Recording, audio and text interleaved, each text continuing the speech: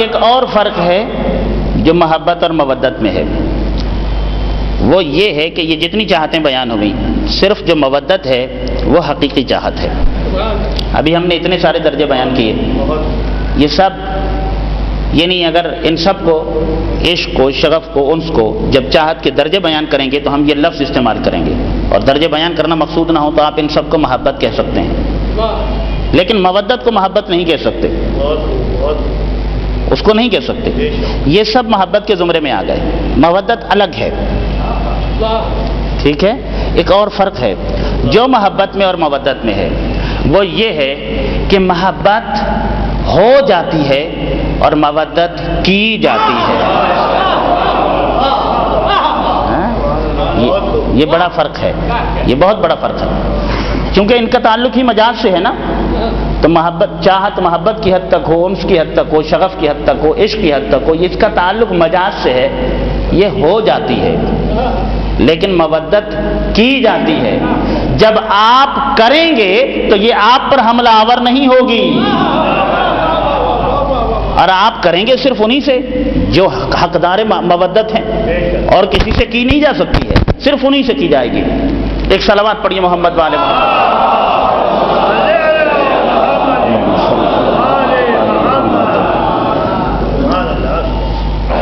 اب اجر رسالت آل محمد کے لیے جو چاہت مانگی مقام اجرت رسول پر، تو محبت نہیں مانگی، انس نہیں مانگا، شغف نہیں مانگا، عشق نہیں مانگا، مودت مانگی ہے۔ انسانی ترقی کو میں بیان کرتا رہا ہوں پہلے، تو میں اس انداز سے کرتا رہا ہوں کہ ہدایت یافتہ ہونے کا مقصد کیا ہے کہ انسان ہو جاؤں، انسان رہوں، انسان جیوں، انسان مروں۔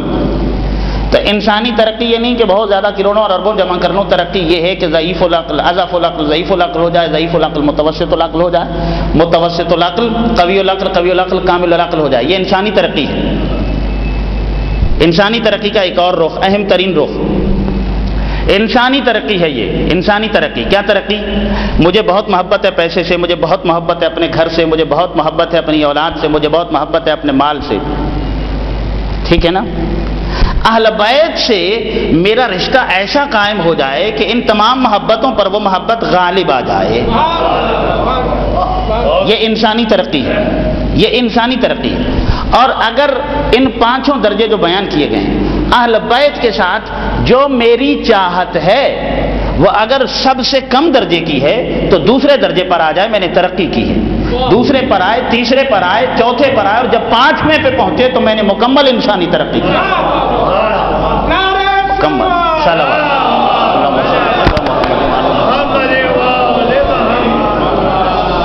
دو دعائیں بہت کم لوگ مانگتے ہیں، یہ مانگا کریں۔ بہت کم لوگ ہیں جو دو قسم کی دعائیں مانگتے ہیں۔ ایک تو یہ کہ رزق تو ہر کوئی دعا ہاتھ اٹھاتا ہے تو دعا مانگتا ہے، رزق مانگتا ہے، اولاد مانگتا ہے، جو نہیں ہے وہ مانگتا ہے، اور جو ہے وہ بھی مانگتا ہے کہ اس میں اور اضافہ کر دے۔ لیکن دو دعائیں بہت کم لوگ مانگتے ہیں۔ ایک تو یہ کہ شاید آپ نے نہ سنا ہو کسی سے کہ اس نے اپنے لیے عقل کی دعا مانگی ہو۔ کبھی سنا ہے کہ کسی نے اپنے لیے عقل کی دعا مانگی ہو؟ کوئی نہیں مانگتا۔ اور لوگ ایک دوسرے کو مال کی، رزق کی، صحت کی، عزت کی دعائیں دیتے ہیں، عقل کی دعا بھی نہیں دیتے۔ ڈرتے ہیں نا کہ میں کہوں گا اللہ آپ کی عقل میں اضافہ کرے تو وہ پتھر ماریں گے کہ آپ کو میری عقل پہ شک کیسے ہوا، یہی تو کہیں گے نا۔ اس لیے کوئی نہیں یہ جرات ہی نہیں کرتا، یہ جسارت ہی نہیں کرتا ہے کہ کہے کہ اللہ آپ کی عقل میں اضافہ کرے۔ یہ تو کہیں گے اللہ آپ کو صحت دے، تندرستی دے، اللہ آپ کے رزق میں برکت دے۔ یہ کوئی نہیں کہتا کہ اللہ آپ کی عقل میں اضافہ کرے۔ ڈر ہے نا کہ وہ غصے میں آ جائیں گے، برا منا جائیں گے کہ عقل کی دعا دے رہے ہیں ہم، اور اگر برا مناتے ہیں تو یہی کم عقل ہونے کی دلیل ہے، یہی دلیل ہے۔ تو میں بہت ساری جگہوں پر یہ بات بتا چکا ہوں، اور یہاں بھی اپنے پڑھے لکھے مجمع کو بتا رہا ہوں کہ ضرور یہ دعا مانگا کریں۔ جب آپ دوسری دعائیں مانگتے ہیں تو یہ دعا ضرور مانگا کریں کہ پروردگار ہماری عقل میں اضافہ فرما اور ہمیں عقل سلیم اور عقل کامل عطا فرما۔ یہ دعا ضرور مانگنی چاہیے۔ دوسری لوگ باقی سب دعائیں مانگتے ہیں۔ اہل بیت کے ساتھ جو ہمارا رشتہ ہے اس رشتے کو مضبوط بنانے کے لیے ہمیں کوشش بھی تو کرنی چاہیے نا۔ جو اہل بیت کے ساتھ ہمارا رشتہ ہے صرف ہم مجلس منعقد کریں، سنیں اور چلے جائیں، اور اہل بیت کے ساتھ تعلق کو مضبوط کرنے کی، تعلق بڑھانے کی، اس تعلق کو دیوانہ وار اور عاشقانہ تعلق بنانے کی کوشش نہ کریں۔ جبکہ مودت تو کہتے ہی اسے ہیں کہ جو کی جاتی ہے، تو قبلہ کرنا پڑے گی، کوشش کرنا پڑے گی، کوشش کر کے ان کے ساتھ جو تعلق ہے وہ بڑھانا پڑے گا۔ اور پھر اب جو زمانے کے حالات ہیں، جتنے گناہ کے وسائل بڑھ گئے ہیں، انسان کو بے دین بنانے کے وسائل کتنے بڑھ چکے ہیں، تو اس طرح کے ایسے ماحول کے اندر اور اس کثرت سے وسائل جب ہوں انسان کو حیوان بنانے کے، تو اس وقت بہت ضروری ہو جاتا ہے کہ انسان کوشش کرے کہ اہل بیت کے نزدیک ہو جائے، تاکہ ان آفات سے محفوظ رہے جو اس کی انسانیت کی عمارت کو مسمار کرتی، جو اس کے اندر سے انسانیت کو ختم کرتی۔ اہل بیت سے تعلق کو بڑھانے کے لیے کیا کرنا پڑے گا؟ یعنی میرے اندر جتنی اہل بیت کی محبت ہے، جو بھی چاہت ہے، اس میں اضافہ کرنا ہے، میری ذمہ داری ہے، شرعی ذمہ داری ہے، میرا وظیفہ ہے کہ میں اس میں اضافہ کروں۔ تو اس کو اضافہ کرنے کے لیے کیا کرنا چاہیے؟ پہلا تو وہی آپ کی خدمت میں عرض کروں گا کہ سب سے پہلے تو یہی کہ جیسے دعا مانگتے ہیں تو دوسری دعائیں مانگتے ہیں، تو یہ دعا بھی ضرور مانگا کریں کہ پروردگار ہمارے دلوں کے اندر اہل بیت کی محبت کو بھر دے، مرتے دم تک یہ محبت ہمارے سینوں میں رہے۔ یہ دعا ضرور مانگا کریں کہ پروردگار ہمیں زندگی بھی آل محمد کی محبت پر عطا فرما، اور ہمیں موت بھی اہل بیت کی محبت پر عطا فرما، اور وہ چاہت مقام مودت کی حد تک ہو۔ دعا مانگنی چاہیے کہ پروردگار اہل بیت کی، اور اس طرح کوٹ کوٹ کے ان کی چاہت اور ان کا عشق اس طرح کوٹ کوٹ کے ہمارے دلوں میں بھر دے کہ ان کے بعد کسی اور کو ہم نہ چاہیں، ہم اپنا مال اسباب اپنا سب کچھ ان کے لیے لٹانے کے واسطے تیار رہیں۔ یہ دعا ضرور مانگا کریں، ایک بات۔ دوسری بات یہ ہے کہ اہل بیت کی محبت کو دلوں میں اتارنا ہے، تو اس کے لیے کوشش کرنی ہے، کیونکہ دعا تو ہم نے مانگ لی تو صرف دعا تک ہی تو نہیں رہنا ہے۔ دعا کی قبولیت کے کچھ شرائط ہوتے ہیں، ہر دعا کی قبولیت کے جو شرائط ہیں، ان شرائط میں سے ایک شرط یہ ہے کہ جو دعا مانگی ہے اس کے لیے عملی طور پر کوشش بھی کریں۔ یعنی ایک انسان رزق کی دعا مانگتا رہے، خود کاروبار کے لیے روزگار کے لیے نہ نکلے باہر، صرف دعا مانگنے سے رزق نہیں ملے گا، چونکہ شرط مفقود ہے۔ دعا مانگی ہے اس کے لیے کوشش بھی کریں۔ بیمار صرف دعا مانگتا رہے کہ صحت دے اور ڈاکٹر کے پاس نہ جائے، شرط مفقود ہے۔ دعا تب قبول ہوگی، دعا بھی مانگو، ڈاکٹر کے پاس بھی جاؤ، اللہ دوا میں تاثیر دے گا، پروردگار عالم دوا۔ یہ جو دعا کی قبولیت کے شرائط ہیں ان میں سے یہ شرط ہے کہ کوشش اس کے ساتھ کی جائے۔ اب دعا تو مانگ لی کہ پروردگار ہمارے دلوں کے اندر اہل بیت کی مودت کو بھر دے، تو صرف دعا تک تو نہیں رہنا ہے، ان رکاوٹوں کو بھی دور کرنا ہے کہ جن کی وجہ سے اہل بیت کی محبت دل میں نہیں آتی ہے، اور ان عوامل کو بھی برطرف کرنا ہے کہ جن کی وجہ سے آنے کے بعد بھی چلی جاتی ہے۔ متوجہ رہنا ہے ان کی طرف۔ کبھی آپ نے غور فرمایا اس نقطے پر کہ جو یہ حدیث ہے پیغمبر اکرم کی کہ حب علی یأکل الذنوب کما تأکل النار الحطب، یہ بہت بیان کی جاتی ہے، کوئی نیا قول یا نیا فرمان میں نہیں بیان کر رہا، پیغمبر کی حدیث یہ بہت بیان کی جاتی ہے، اور اس سے حسن استفادہ نہیں کیا جاتا، اس سے سوء استفادہ کیا جاتا ہے۔ بہت زیادہ لوگ اس سے حسن استفادہ نہیں کرتے ہیں جو کہ کرنا چاہیے، بلکہ غلط فائدہ اٹھا رہے ہیں، سوء استفادہ کر رہے ہیں اس سے۔ وہ یہ کہ حدیث سناتے ہیں اور مقصد یہ ہوتا ہے کہ جب علی کی محبت گناہوں کو جلا دے گی اور ختم کر دے گی تو بس صرف علی علی کرتے رہیے، اب گناہوں سے پرہیز کرنے کی ضرورت کیا ہے؟ اگر وہ واضح طور پر یہ بات نہیں بھی کہتا ہے تو کہنے والے کا انداز یہ ہوتا ہے کہ سننے والا یہ سمجھ لے کہ بس میں علی علی کرتا رہوں، اب گناہوں سے مجھے پرہیز کرنے کی کیا ضرورت ہے، کیونکہ علی کی محبت گناہوں کو ختم ہی کر دیتی ہے، جلا ہی دیتی ہے۔ تو اگر آپ چاہیں تو میں اس حدیث کی وضاحت کر دوں۔ صلوات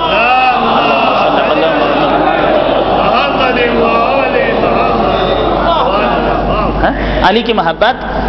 اب بہت نعرے لگتے ہیں جب یہ حدیث بیان ہوتی ہے اور خطیب اپنے فن خطابت کے ساتھ بیان کرتا ہے تو نعرے لگتے ہیں اور لوگ خوش ہو جاتے ہیں۔ اب جس نے نماز پڑھنی ہے وہ بھی کہتا ہے خیر ہی ہے، پڑھی تو پڑھی، نہ پڑھی تو نہ پڑھی۔ ان اقوال کو سمجھنا ضروری ہے۔ حب علی یاکل الذنوب کما تاکل النار الحطب، علی کی محبت گناہوں کو ختم کر دیتی ہے، جلا دیتی ہے جیسے آگ لکڑی کو۔ کیا مطلب ہے اس کا؟ وہ بات یاد ہے جو میں نے ایک مقام پر کہی تھی پچھلی مجلسوں میں کہ اجتماع نقیضین محال ہے، اجتماع ضدین محال ہے۔ جو ایسی چیزیں جو ایک دوسرے کی ضد ہوتی ہیں وہ جمع نہیں ہو سکتی، وہ ایک ہی جگہ پر اکٹھی نہیں ہو سکتی۔ یہ لفظ ہے نا، تو سچ اور جھوٹ ایک دوسرے کی ضد ہے نا، ایک ہی لفظ میں دونوں چیزیں جمع ہو جائیں گی؟ نہیں نا، لفظ یا تو سچ ہوگا یا جھوٹ ہوگا۔ ایک ظرف ہے، یہاں گلاس رکھا ہوا ہے تو گلاس ظرف ہے، اس کے اندر پانی ہے، وہ پانی مظروف ہے، یہ پانی جو اس ظرف کے اندر ہے یہ پانی یا تو نجس ہے یا پاک ہے۔ اگر پاک ہے تو نجس نہیں ہے، اور اگر نجس ہے تو پاک نہیں ہے۔ بات سمجھ میں آ رہی ہے؟ گلاس ہے ظرف، اس میں پانی وہ مظروف ہے، وہ جو پانی ہے کیونکہ دو حالتیں ایک ہی وقت میں اس کی نہیں ہو سکتی ہیں، وہ پانی یا تو نجس ہے یا پھر پاک ہے۔ اگر پاک ہے تو نجس نہیں ہے، اگر نجس ہے تو پاک نہیں ہے۔ دو ایسی چیزیں، یعنی کہ ایک ہی وقت میں نجاست اور طہارت جمع نہیں ہوتی ہیں۔ ایک شے ایک یا تو طاہر ہوگی، یعنی یا تو پاک ہوگی یا پھر نجس ہوگی۔ دل بھی ظرف ہیں، اور یہ ظرف ہیں خواہشوں اور محبتوں کے۔ تمام انسانوں کے جو دل ہیں یہ ظرف ہیں محبتوں کے اور خواہشوں کے۔ ہر خواہش بھی دل میں پائی جاتی ہے، ہر محبت بھی دل میں پائی جاتی ہے۔ بات ہو رہی ہے؟ تو علی کی محبت کیا ہے؟ سرکار امیر المومنین کی جو محبت ہے، مولا کی جو محبت ہے، وہ کیا ہے؟ وہ ہے جوہر طاہر۔ خواہشیں بھی تو دل میں ہوتی ہیں، یہ جھوٹ کی، غیبت کی، حرام خوری کی، تمام گناہوں کی خواہشیں وہ کہاں ہیں؟ وہ بھی دل میں۔ محبت کا تعلق بھی دل سے ہے، گناہ کی خواہشیں جو نجاست ہیں ان کا تعلق بھی دل سے ہے۔ تو دل ایک ہی وقت میں یا تو پاک ہوگا یا پھر نجس ہوگا۔ اگر نجس ہوگا تو پاک نہیں ہے، اگر پاک ہے تو نجس نہیں ہے۔ جو میں نے شروع میں کہا کہ اگر اہل بیت کی محبت دل میں اتر جائے تو ممکن نہیں کہ گناہ ہو جائے۔ صلوات۔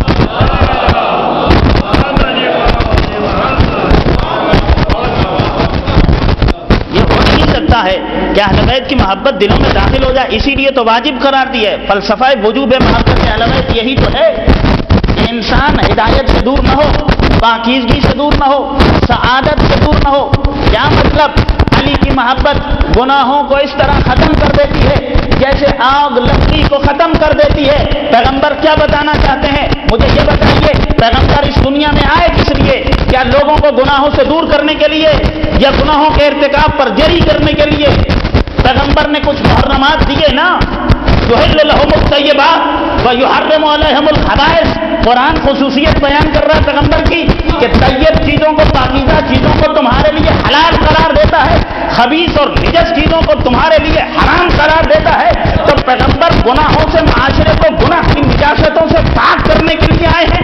پیغمبر اس لیے آئے تاکہ انسان کبھی جھوٹ نہ بولے، کبھی غیبت نہ کرے، کبھی حسد نہ کرے، کبھی بے نماز نہ بنے، کبھی بے عبادت گزار نہ بنے، نجس نہ بنے، متقی بنے، پرہیزگار بنے، نیک بنے، صالح بنے۔ جب پیغمبر اس مقصد کے لیے آئے ہیں، اور پیغمبر جاتے وقت ایک ایسی بات کہہ جائیں اگر کہ علی سے محبت بھی کرتے رہو گناہ ختم ہو جائیں گے، تو پیغمبر کا پہلا کردار صحیح ہوگا یا بعد کا قول صحیح ہوگا؟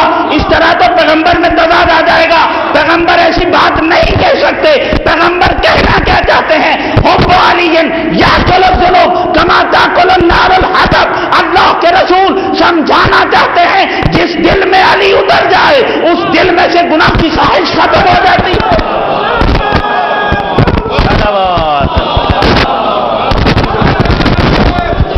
حیدری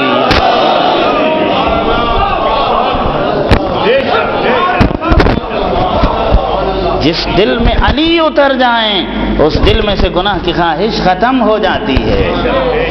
ایک دفعہ میں نے وہ بتایا تھا کہ علی بلند ترین ہے، دنیا پست ترین ہے۔ تو ضدین ہیں، یا تو دنیا رہے گی دل میں یا علی رہیں گے دل میں۔ تو علی کو جو